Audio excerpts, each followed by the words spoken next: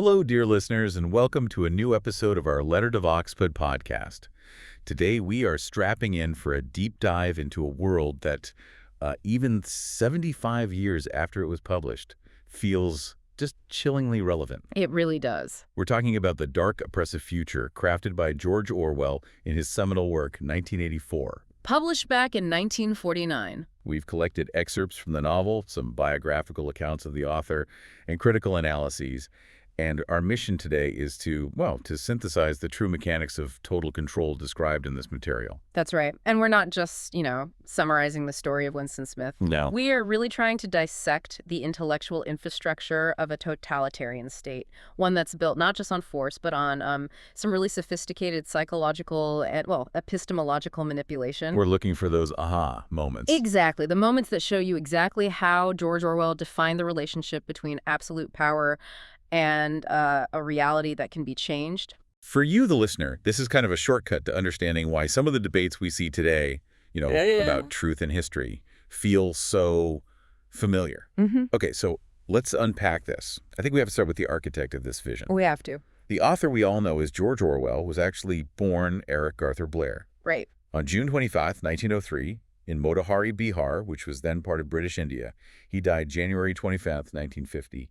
In London. Tragically young, really, but not before publishing two of the most significant political works of the 20th century. And his biography is just fascinating because his early life gave him this intimate exposure to institutional power from both sides. Two opposing sides, yeah.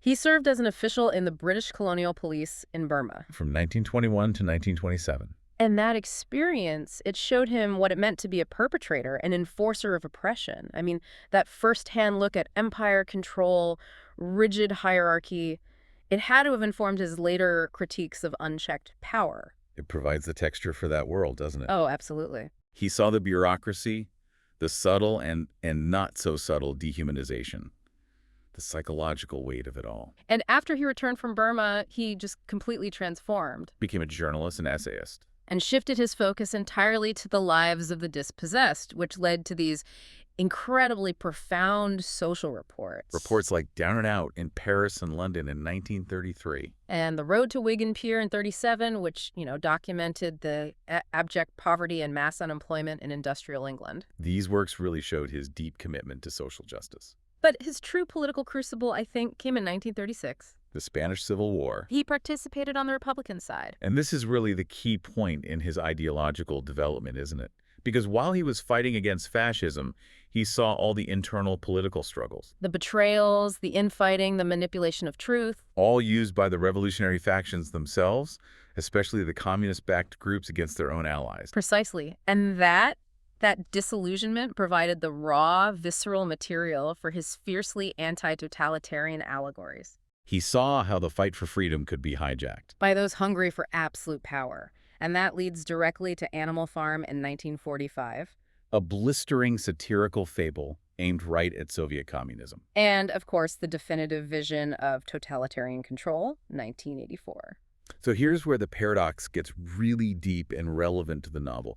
Even as George Orwell was becoming this, world-famous critic of state control. Right, particularly communist regimes. He himself was already under state surveillance in his own country. It's incredible. We have documentation showing that Eric Arthur Blair was being monitored by a specialist department of Scotland Yard. The unit that later evolved into MI5. Starting as early as 1929, the initial suspicion was quite serious. They were looking into Landesverräterische Absichten. Treasonous intentions. And they noted he held advanced communist views. So the man who would write the defining text on the dangers of total surveillance was for 2 decades a target of that very same mechanism. It's a stunning piece of irony, but it gets more complex.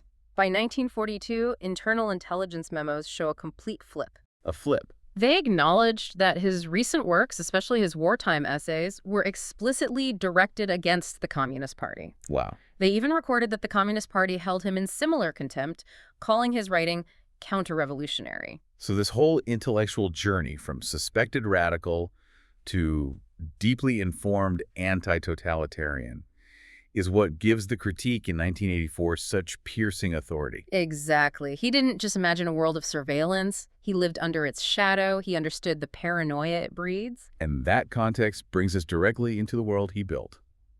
Oceania. Specifically, Airstrip 1, formerly London. Let's dive into that initial atmosphere of the novel, right through Winston Smith's eyes. I mean, it is an immediate sensory and physical assault. It truly is. Winston lives in a place called Victory Mansions, a name that just mocks the reality. The Right. whole place is just decay, dust, and this vile, unforgettable smell. Boiled cabbage and old rag mat. Yes, the physical environment is a deliberate sign of institutional neglect. The lift rarely works because the power is cut during the day. A constant reminder of the economy drive in preparation for Hate Week. Right? And that decay is personalized through Winston himself.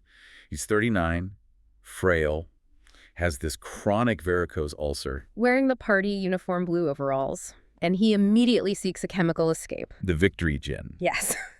Which smells sickly and oily, and it tastes like nitric acid. It delivers the sensation of being hit on the back of the head with a rubber club. And the Victory cigarettes just crumble. This isn't just scarcity, you know. It's a deliberate, low-grade degradation. That's a great way to put it. The party maintains this state of permanent near hardship, which ensures that physical discomfort is a constant companion.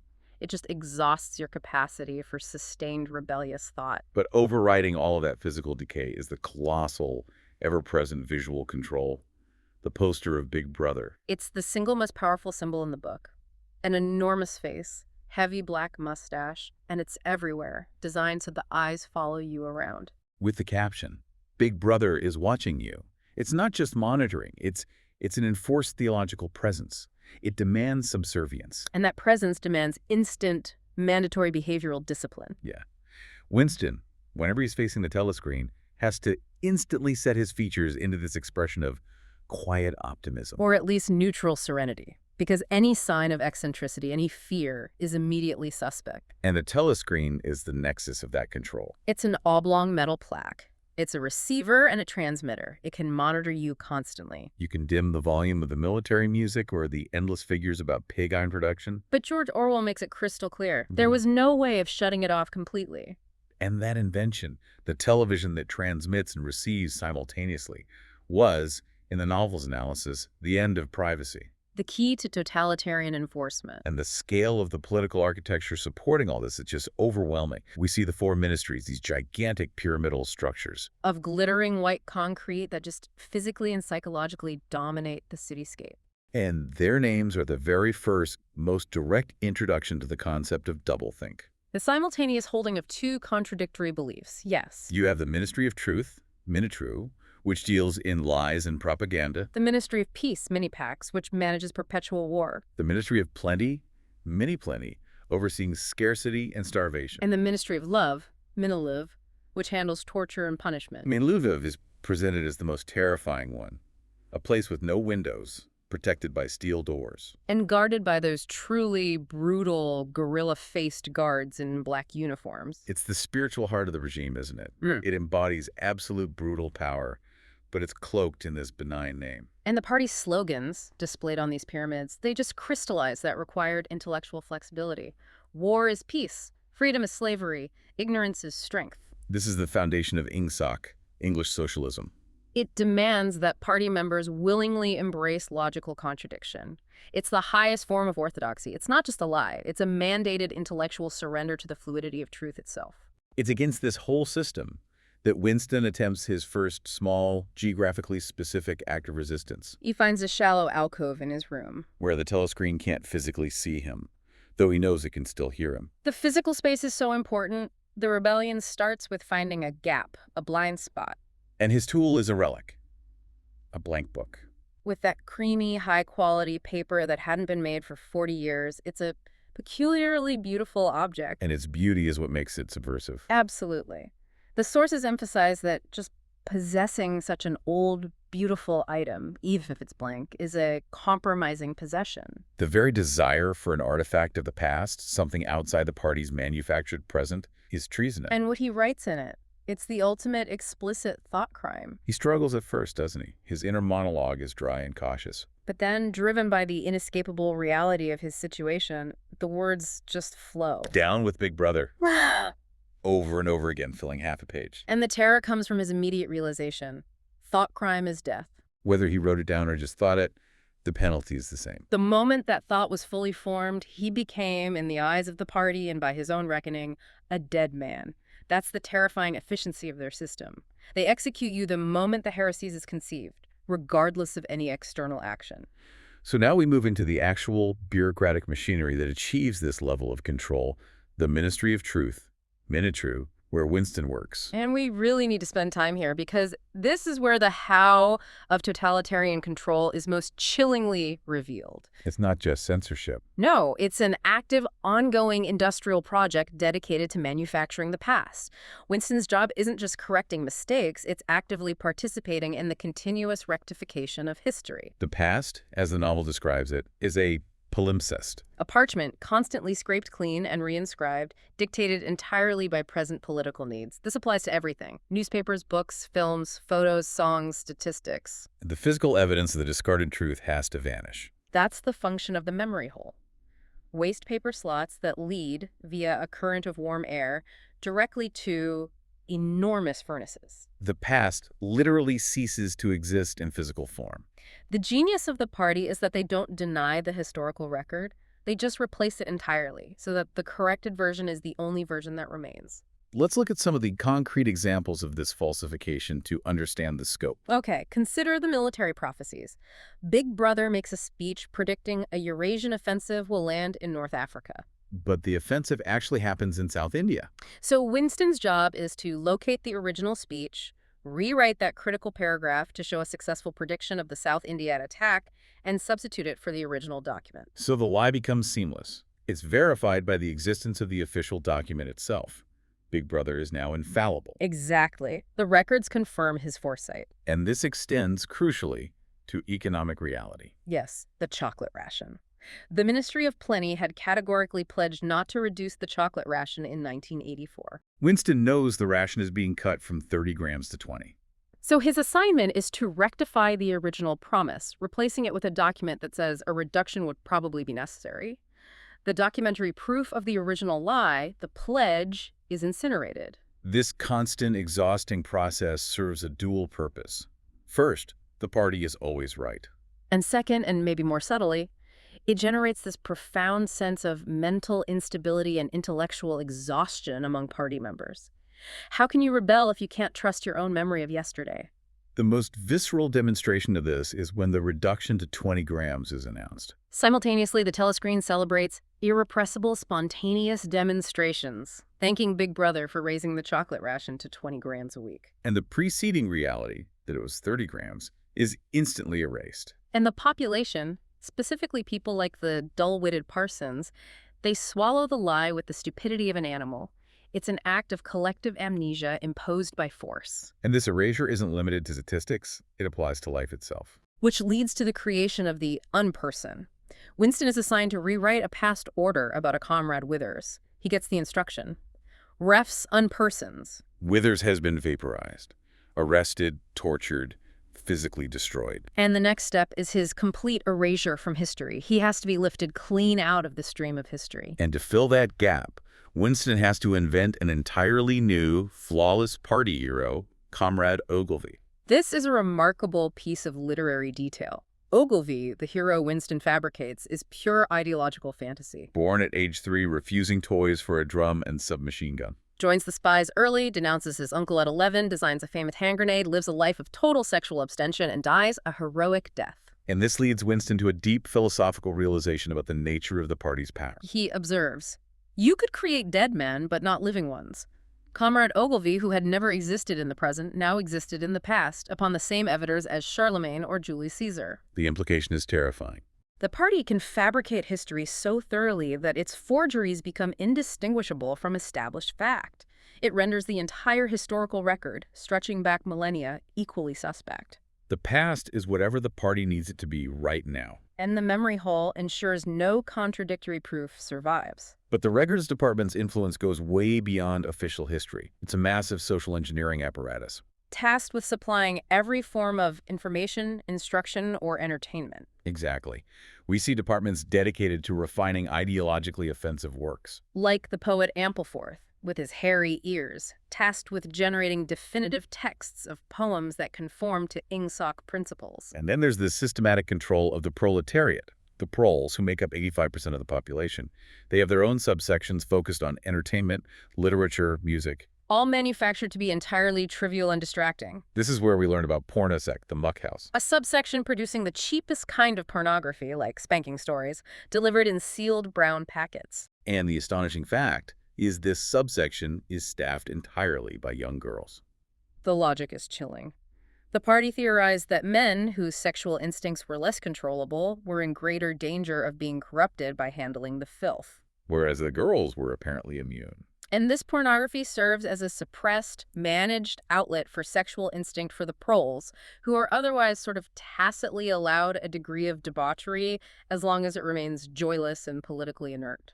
The party carefully manages every impulse, every emotional release, even the ones they claim to suppress. Don't forget to subscribe and leave a like if you enjoy this deep dive. Speaking of managed impulse, this brings us to the state-sanctioned emotional frenzy that structures daily life for party members. The 2 minutes hate. It's mandatory participation in collective madness. The hatred is directed at the eternal enemy, Emmanuel Goldstein. Described with a lean Jewish face and a hysterical sheep-like voice. Hysterically denouncing the party, promising to lead the underground organization known as the Brotherhood. What's so horrific about the hate isn't the external compulsion, but the internal capitulation. Right. Winston observes that within 30 seconds, pretense is unnecessary. A hideous ecstasy of fear and vindictiveness seemed to flow through the whole group of people like an electric current, turning one, even against one's will, into a grimacing, screaming lunatic. It's a mechanism for controlled paranoia and emotional siphoning. The raid is abstract, and it can be instantly redirected. George Orwell shows us Winston's mind switching, sometimes loathing Big Brother, sometimes feeling an intense sympathy for Goldstein. Whom he momentarily views as a guardian of truth. But the next instant, the force of the crowd shifts his loathing for Big Brother into pure adoration. This instant emotional reversal, engineered by collective suggestion, is essential to the party's dynamic control. And to maintain this control, the party has to systematically dismantle any private sphere, any locus of independent loyalty, starting with the family. We see this so vividly in Winston's neighbors, the Parsons family. They live in an apartment as decrepit as Winston's, littered and smelling of stale sweat. And Mrs. Parsons is weary, looking much older than 30, characterized by the dust in the creases of her face. They just represent the physical exhaustion of party compliance. But the real terror is the children. Oh, the children, dressed in the blue shorts and red neckerchiefs of the spy's uniform, charging at Winston, yelling, "Up with your hands!" Mimicking interrogation with toy pistols. They are a state weapon. They are systematically turned into ungovernable little savages, but their ferocity is carefully channeled outwards against traitors and thought criminals. The sources emphasize that it is almost normal for people over 30 to be frightened of their own children. These kids are lauded as child heroes when they denounce their own parents to the thought police. The party transforms the biological bond of loyalty and love into a tool of surveillance and execution. This overwhelming external pressure drives Winston toward own life. The newspeak term for individualism and eccentricity, which is itself a thought crime. He craves solitude. And that craving leads him to the only potential source of a shared rebellion. The dark-haired girl, Julia. When he first sees her, she's wearing the narrow scarlet sash of the Junior Anti-Sex League. And he initially hates her for what he perceives as her repulsive clean-mindedness. He suspects she's an agent, fearing her intense, sidelong gaze more than any telescreen. Which makes the catalyst for their relationship so much more potent. She stumbles in front of a telescreen, falls, and slips a folded scrap of paper into his hand. Just 3 words. I love you. It's the shock of unexpected human connection in a dead world. Julia embodies a very different type of rebellion than Winston. She's a total pragmatist. Yeah. Her philosophy is, if you kept the small rules, you could break the big ones. She participates zealously in the 2 minutes hate and yells the slogans. Because it's the only way to be safe. Her resistance is physical, instinctual, focused on personal pleasure. It completely lacks Winston's intellectual historical framework. For Winston, the sexual act is profoundly philosophical. Right. He desires Julia not just for pleasure, but as an act of political defiance, to break down the barrier of forced virtue the party imposes. The sexual act, successfully performed, was rebellion. Desire itself was thought crime. because it drew energy away from the party. And their desire for absolute secure privacy leads them to the most dangerous location of all. The room above Mr. Charrington's junk shop. It feels like stepping into the past, protected from the relentless present. Winston buys that small, round glass paperweight, a beautiful, useless, highly compromising item. And this room is a sanctuary. It's described in terms of total security. Utterly alone, utterly secure, with nobody watching you, no voice pursuing you. And the crucial detail, the source of their temporary bliss, is the affirmation. There's no telescreen. This hideout becomes Winston's attempt to rebuild that shattered connection to the past. He clings to the fragments of forgotten culture provided by Mr. Charrington, Who seems to cherish privacy and antiques. He memorizes the line, "Oranges and lemons say the bells of St. Clement's," a piece of nonsensical historical rhyme. This is the only place where true, shared human emotion can exist. And crucially, this sanctuary strengthens his belief in the proles. Right.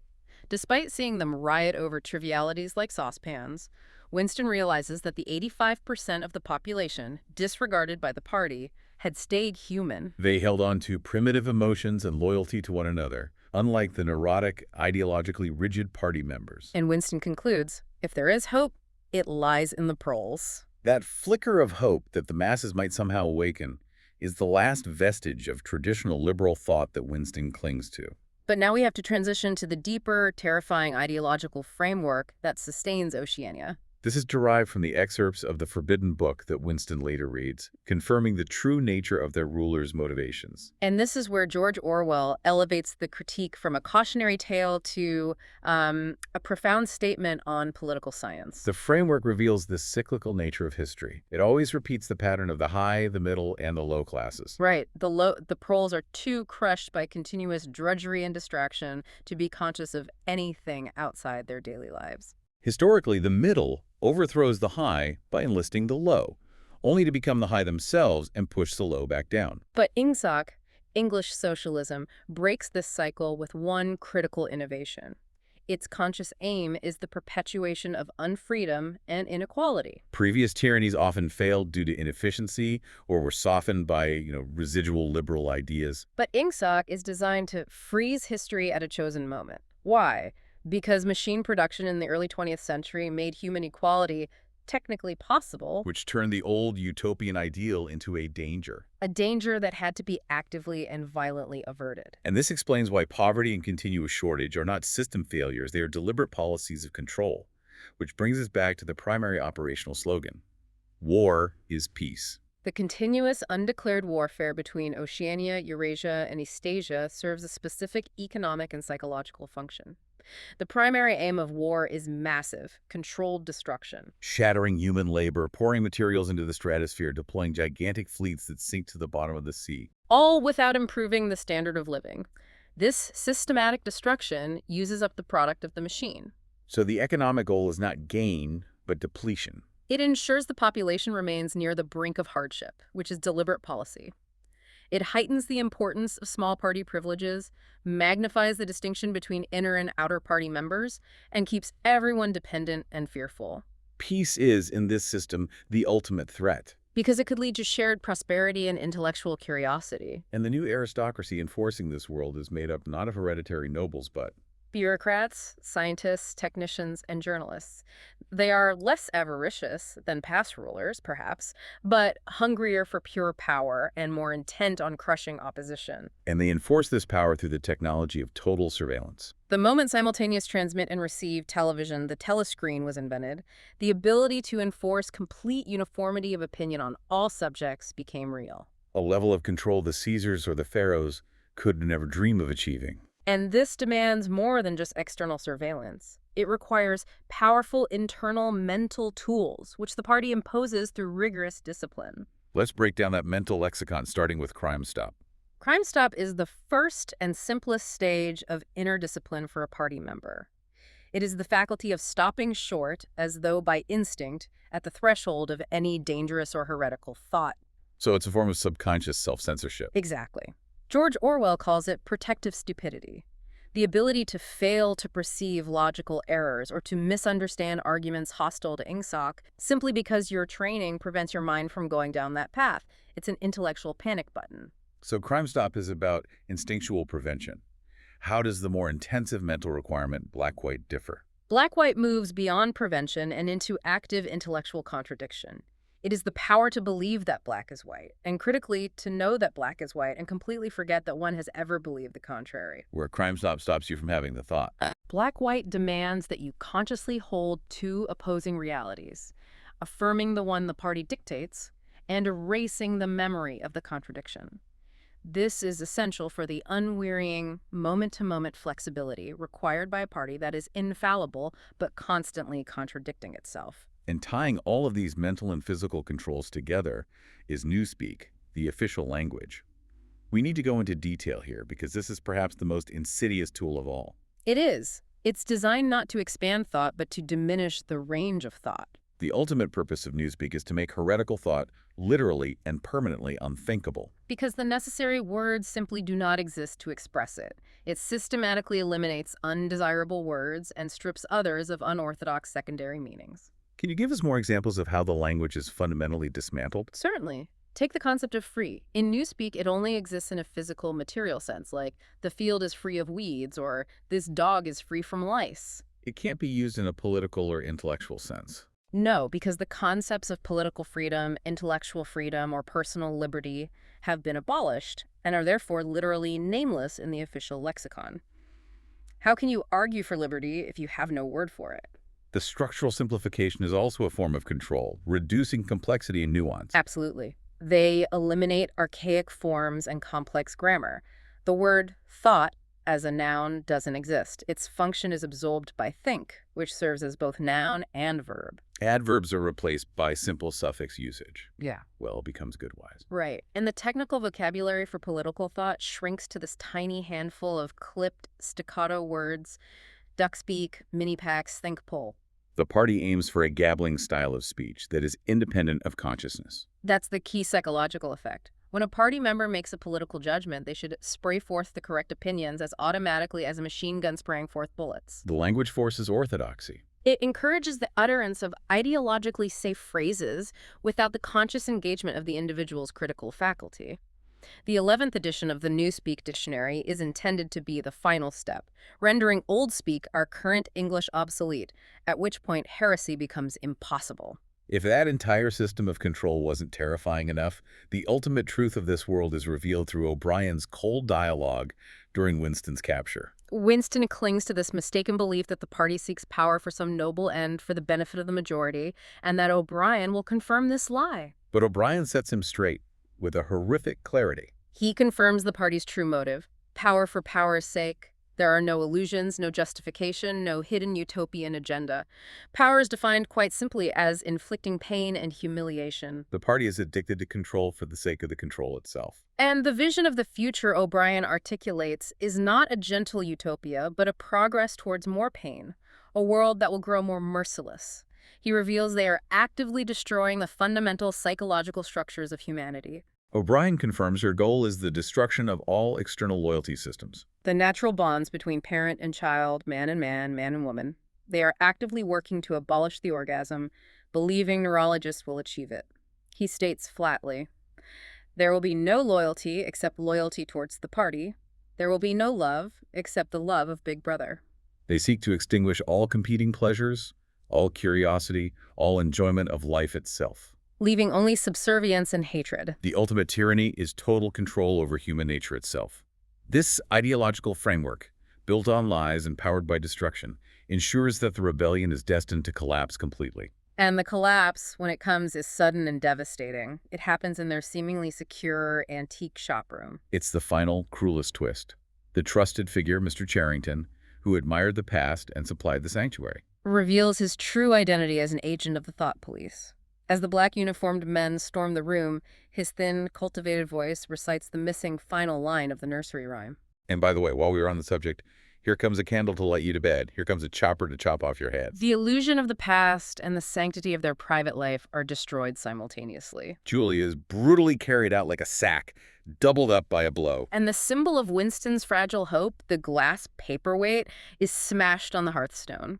Winston notes the tiny piece of coral, that beautiful, useless relic, rolling across the mat. With the crushing realization, how small, thought Winston, how small it always was.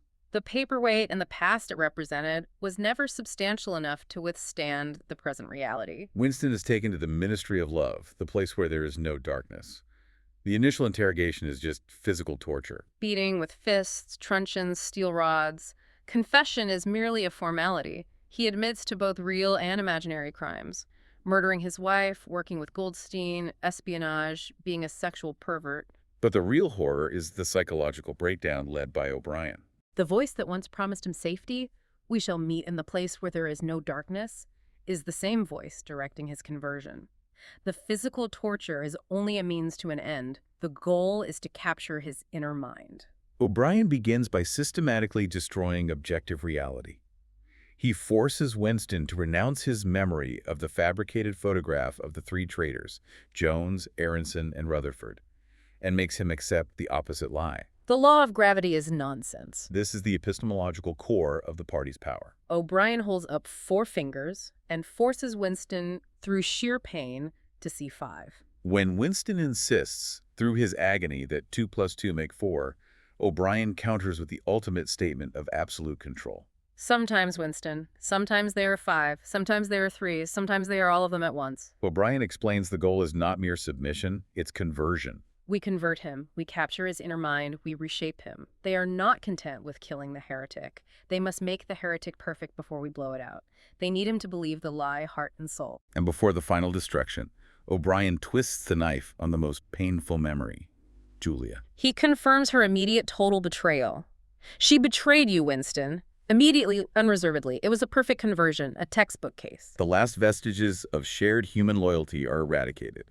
The final stage of this destruction is Room 101, the place where the worst thing in the world is waiting for you. For Winston, this is the rat cage, brought towards his face, with O'Brien detailing precisely how the starving rats will bore into his eyes and devour his tongue. This is the moment of ultimate self-annihilation. Faced with an absolute, unthinkable terror, Winston frantically realizes there is one single option to save himself: transfer the agony to another human being. He screams the absolute, complete betrayal of all his ideal. Do it to Julia, not me. Julia, I don't care what you do to her. Tear her face off, strip her to the bones. Not me, Julia, not me.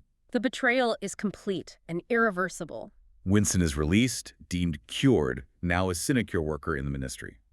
He is no longer capable of rebellion because the core of his selfhood has been cauterized. The terrible truth O'Brien taught him, the realization that overrides all his intellectual resistance, is confirmed. They could get inside you.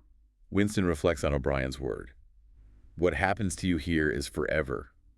He now feels a profound internal hollowness. And in the novel's final lines, Winston is sitting alone in the Chestnut Tree Cafe.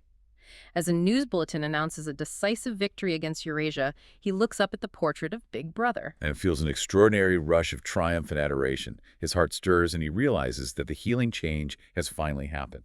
The last sentence is implied, yet undeniable. He loves Big Brother. We've journeyed through the terrifying world of 1984, and the 3 central statements of absolute control we extracted are just chilling in their sophistication. They extend far beyond simple dictatorship. Yeah. Our takeaway summary, I think, it has to begin with the realization that control relies first on total surveillance. The ubiquity of the telescreen and the necessity of Crime Stop. Right. It ensures not just compliance, but the elimination of pre-heretical thought through subconscious self-censorship, leading to pervasive mental fatigue. Secondly, we explored the mutability of the past. Power necessitates the continuous and deliberate destruction and rewriting of history. Through mechanisms like Minitru and the memory hole, forcing party members to engage in black-white thinking, making reality utterly relative and dependent on the current political dictate. And finally, the most horrifying insight, the annihilation of individuality. The party's conscious aim is to control not just action, but thought and emotion. Systematically destroying external loyalty systems, family, love, sex, and ensuring that the only permissible feelings are absolute loyalty and hatred. And this process culminates in the psychological destruction achieved in Room 101, ensuring the heretic loves their tormentor. And we'll leave you, the listener, with this final provocative thought, drawn directly from the text. George Orwell noted that scientific and technical progress was halted in Oceania because the empirical habit of thought, the need to trust facts, the need for 2 + 2 = 4, could not survive in a strictly regimented society where truth is fluid. What happens to humanity then when the very ability to define fact is purposefully destroyed, not just externally by rewriting history, but fundamentally and eternally within the inner mind, making objective knowledge a fatal delusion? It is a question of survival that reaches far beyond the boundaries of Airstrip 1.